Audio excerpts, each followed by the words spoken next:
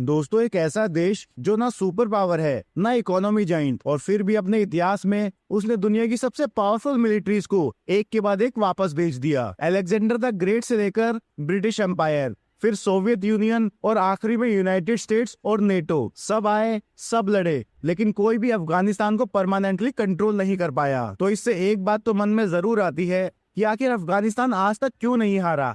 क्या है इस देश में जो ये पॉसिबल नहीं हो पाया? अफगानिस्तान कोई नॉर्मल कंट्री नहीं है। ये वो जमीन है जहाँ पिछले 2500 साल से लगभग हर बड़े साम्राज्य ने कोशिश की और फेल हुआ। पर्शियंस आए, कुछ साल में चले गए। अलेक्जेंडर आया, दुनिया जीत ली, लेकिन अफगानिस्तान नहीं। मुगल्स, सिख्स, मंगोल्स, सब ने ट्राई किया। ब्रिटिश एम्पायर ने 3 बार इन्वेड किया, 3 बार हार गए। यानी प्रॉब्लम सिर्फ आर्मी की तो नहीं थी, प्रॉब्लम कुछ और थी, और वो है अफगानिस्तान की जियोग्राफी। अफगानिस्तान का लगभग 75% हिस्सा पहाड़ों से भरा हुआ है, और सिर्फ पहाड़ नहीं, ये है हिंदू कुश माउंटेन्स। 50% से ज्यादा एरिया 2000 मीटर से ऊपर। रोड्स कम, सुनसान वैली ज्यादा है। एक वैली से दूसरी वैली जाना भी मुश्किल है। बाहर की आर्मी इसके लिए पहाड़ एक बुरा सपना होते हैं, और लोकल्स के लिए ये उनका घर है। मिलिटेंट्स पहाड़ों में छुपते, अटैक करते और फिर गायब हो जाते। टैंक हो या हेलीकॉप्टर, हर चीज यहाँ धीमे पड़ जाती है। अफगानिस्तान सिर्फ एक कंट्री नहीं, ये ट्राइब्स का नेटवर्क है। पश्तून, ताजिक, उज्बेक जैसे ग्रुप्स। इन ट्राइब्स की लॉयल्टी काबुल से ज्यादा अपनी जमीन और अपने रूल से होती है। और ऊपर से एक और प्रॉब्लम, दुरन लाइन, जो अफगानिस्तान और पाकिस्तान के बीच का बॉर्डर है। ये बॉर्डर पेपर पर है, जमीन पर नहीं। परिवार आधी अफगानिस्तान में, आधी पाकिस्तान में। इस वजह से मूवमेंट, स्मगलिंग और मिलिटेंट्स का छुपना रोकना ऑलमोस्ट इम्पॉसिबल हो जाता है। फॉरेन फोर्सेस के लिए बॉर्डर एक दीवार है, वहीं लोकल्स के लिए सिर्फ एक जमीन की लाइन। 1979 में सोवियत यूनियन आया,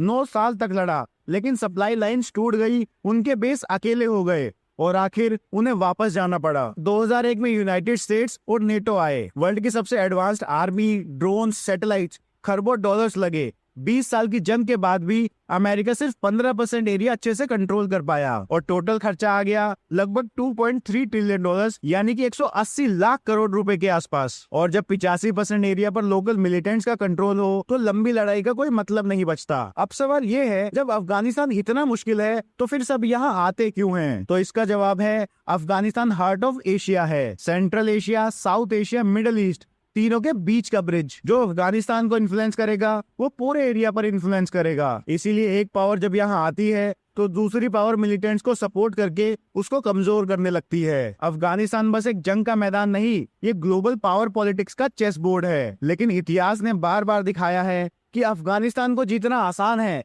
लेकिन अफगानिस्तान को कंट्रोल करना ऑलमोस्ट इम्पॉसिबल है। तो उम्मीद है इस वीडियो से आपको कुछ समझ आया होगा। इसको लाइक शेयर जरूर करना।